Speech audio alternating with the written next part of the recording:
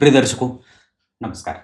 एक बार फिर से उपस्थित हूँ आप सबके सामने शुभाशुभ राशिफल के कार्यक्रम के साथ, जहाँ आपसे चर्चा करेंगे ये जो 29 और 30 मार्च का समय है 2025 में, इसमें ना आकाश में एक बड़ी विलक्षण बात घटने वाली है और मैं राशिफल के कार्यक्रम में आप लोगों का ध्यान उसी आकाशीय घटना पे अपने दर्शकों का लाना चाहता हूँ। ये एक ऐसी स्थिति होगी जहाँ शनि, राहु, सूर्य, बुध, शुक्र और चंद्रमा, शनि, राहु, सूर्य, बुध, शुक्र और चंद्रमा, ये 6 ग्रह एक ही साथ मीन राशि में रहेंगे। इसमें पाराशर सिद्धांत ये कहता है कि एक ही घर में जब बहुत सारे ग्रह बैठ जाते हैं तो वो भाव कमजोर होने लगता है। जबकि आचार्य जैमिनी ने लिखा कि जब एक ही घर में बहुत सारे ग्रह बैठ जाते हैं तो वो भाव बलवान हो जाता है। और आचार्य पाराशर ने एक और भी बात लिखी। उन्होंने ये बात लिखी कि जो ग्रहों की युतियां हो रही हैं, अगर वो चर राशि में हो रही है तो वो उतना बलवान नहीं होगा। मतलब वो आप उसको आपके जीवन पे उस गोचर का या उस युति का परिणाम सामान्य रहेगा। लेकिन अगर एक से अधिक ग्रहों की युति अगर स्थिर राशि में हो रही है तो वो चर वाले से ज्यादा परिणाम करती है। ठीक है।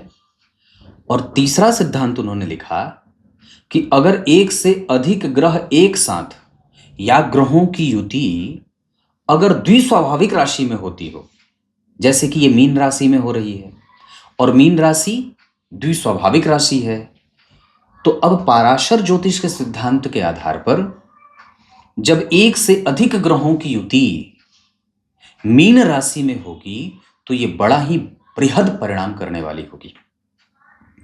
तो क्या बात कही कि ग्रह राशियां जो हैं वो अपने पास ग्रहों को जगह देती हैं और अपनी प्रकृति के आधार पर ग्रहों को बदलने का और फल देने का मौका देती हैं।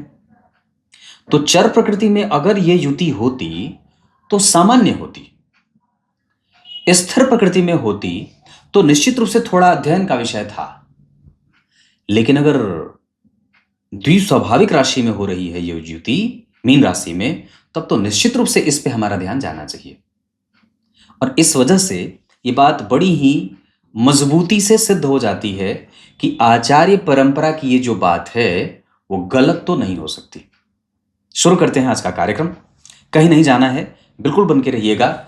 मैं बहुत ज्यादा विस्तार से तो नहीं, पर कंसाइज वे में आपको बताऊंगा। प्रिसाइज बोलते हैं ना, कंसाइज बोलते हैं। सूक्ष्म तरीके से आपको बताऊंगा कि इन राशियों के लिए ये युति अगले मतलब ये 29 मार्च को है और 18 मई तक ये युति ऐसे ही रहेगी। चंद्रमा तो फिर भी बदल जाएंगे, पर फिर भी उसमें जो विशेष 2 ग्रह हैं जिसमें शनि और राहु, ये दोनों लगभग 28-29 मार्च से लेकर के और 18 मई तक, मार्च के बाद पूरा अप्रैल और मई का आधा से अधिक 3 दिन, 18 मई तक शनि और राहु तो मीन में ही रहने वाले हैं। तो इन ग्रहों का जो 6 ग्रह एक साथ बैठे हैं, इनका प्रभाव क्या होगा यही जानेंगे। सबसे पहले बात करेंगे मेष राशि के लिए। मेष राशि के जातकों के लिए मैं अगर इस 6 ग्रहों की युति के बारे में बात करूंगा तो आपको सबसे ज्यादा, बस एक एक लाइन की बात होगी, आपको सबसे ज्यादा अपने दाम्पत्य, अपने शारीरिक संबंध और ससुराल वालों से बच के रहना चाहिए। ये पहली बात हो गई। वृष राशि के जातकों के लिए ये आपकी महत्वाकांक्षा की वृद्धि करने वाला होगा। पद और प्रतिष्ठा की वृद्धि के साथ साथ लोग आपके जीवन में जो हैं उनके बारे में आप किसी एक निर्णय पे जाने में आपको दिक्कत महसूस होगी। इस वजह से अपना विजन क्लियर रखें, विशेषतया मानवीय संबंधों को लेकर के। क्लियर है। मिथुन राशि के जातकों के जीवन में बहुत सारे ग्रहों का प्रभाव मीन राशि में हो रहा है और आपकी राशि और आपके लग्न से अगर ये दशम भाव में जा रहे हैं तो ये आपको धन का ढेर नहीं, अंबार देने वाले हैं। साक्षात भगवान भोलेनाथ के मित्र देव जो वरुण हैं वो आपके ऊपर कृपा बरसाने वाले हैं। वरुण देव जो हैं वो भगवान शिव के भी मित्र हैं, अब निकल गई बात तो बता देता हूं, और इंद्र के भी मित्र हैं। तो इनकी ही कृपा आपको प्राप्त होने वाली है। मतलब मिथुन राशि के जातकों के जीवन में ये उत्कट उत्कंठा की प्राप्ति और अभिलाषाओं की प्राप्ति कराने वाले मिथुन लग्न और मिथुन राशि। और ये मैं हवा में बात नहीं कर रहा, ये ग्रंथों के आधार पर मैं आपके सामने ये बात कर रहा हूं। कर्क राशि के जातकों के जीवन में बहुत सारे ग्रहों का प्रभाव जब मीन राशि में जाएगा तो आपकी राशि से पंचम भाव में ये आपके परिणाम को प्रभावित भी कर सकते हैं। इस वजह से अपनी एनर्जी को सही जगह पे लगाने की आवश्यकता होगी। मतलब हम अपनी एनर्जी गलत जगह पे ना लगाएं। हमारा विवाह होने से पहले टूटे या कटे पिटे नहीं। हमारे सामने जो संबंध आ रहे हैं वो दूरगामी होंगे या फिर उनकी आयु बहुत छोटी होगी, इसका भी अध्ययन आवश्यक होगा। ये बात मैंने कर्क के लिए कही है। सिंह राशि के जातकों के लिए ये बहुत सारे ग्रहों का संबंध जब आपकी राशि से अष्टम भाव में जाएगा तो आपको ये परेशान भी कर सकता है। लंबी बीमारी भी दे सकते हैं, बेवजह मानसिक चिंताएं भी दे सकते हैं, ससुराल से मतभेद भी दे सकते हैं, भाग्य को अवरोध में भी डाल सकते हैं। इसके साथ साथ आपके रिसर्च को प्रभावित भी कर सकते हैं। तो भगवान ये सिंह राशि के जातकों को निश्चित रूप से ये गड़ा हुआ धन भी प्राप्त कराएंगे, निगेटिविटी भी देंगे, लेकिन निगेटिविटी थोड़ी ज्यादा रहेगी। कोई लंबी बीमारी का खतरा ना हो, इस वजह से स्वास्थ्य का ध्यान रखना होगा। कन्या राशि के जातकों के जीवन में बहुत सारे लोगों का आवागमन होता रहेगा। इस दौरान आपका मन व्यथित और थोड़ा निर्णय लेने में सफोकेट होगा। कन्या राशि के जातकों के जीवन में भ्रम की स्थिति पैदा कर सकते हैं और साथ ही साथ निर्णय लेने में दिक्कतों का सामना भी करना पड़ सकता है। दाम्पत्य, व्यापार, पारिवारिक मतभेद बढ़े नहीं। व्यापार तो ठीक है पर पारिवारिक मतभेद ना बढ़े। इसके साथ साथ परीक्षाओं के परिणाम आपके अनुकूल आ जाएं, इसकी बड़ी कृपा रहेगी। साथ ही साथ रिसर्च और आपके पिता का कारोबार ये आपके अनुकूल परिणाम देने वाला बनेगा। बात करते हैं तुला राशि। तुला राशि के जातकों के लिए ये नौकरी, पद वृद्धि, प्रतिष्ठा, दुश्मनों से लड़ने की शक्ति, परिस्थितियों को समझने का बल और घर में घूस करके मात देने की हैसियत पैदा करेगा। तुला राशि के जातकों को परिस्थितियों को समझने में आसानी होगी, भाषा का प्रेम बढ़ेगा, संस्कारों को पकड़ने की कोशिश होगी, दान पुण्य में मन लगेगा, दर्शन और तीर्थ अच्छा रहेगा। वृश्चिक राशि के जातकों के लिए आपकी राशि से पंचम भाव में 6 ग्रहों का एक साथ बैठना, चंद्रमा को हटा दें और मूलतः शनि राहु की बात अगर कर रहे हैं तो ये आपके प्रेम विवाह, प्रेम संबंध, दाम्पत्य, संतान और रिकॉग्निशन में मतभेद दे सकते हैं। इस वजह से वृश्चिक राशि के जातकों को अतिरिक्त सावधानी की आवश्यकता होगी। यहां आपको अपने बॉस और अपने माता और पिता के स्वास्थ्य का भी ध्यान रखना होगा।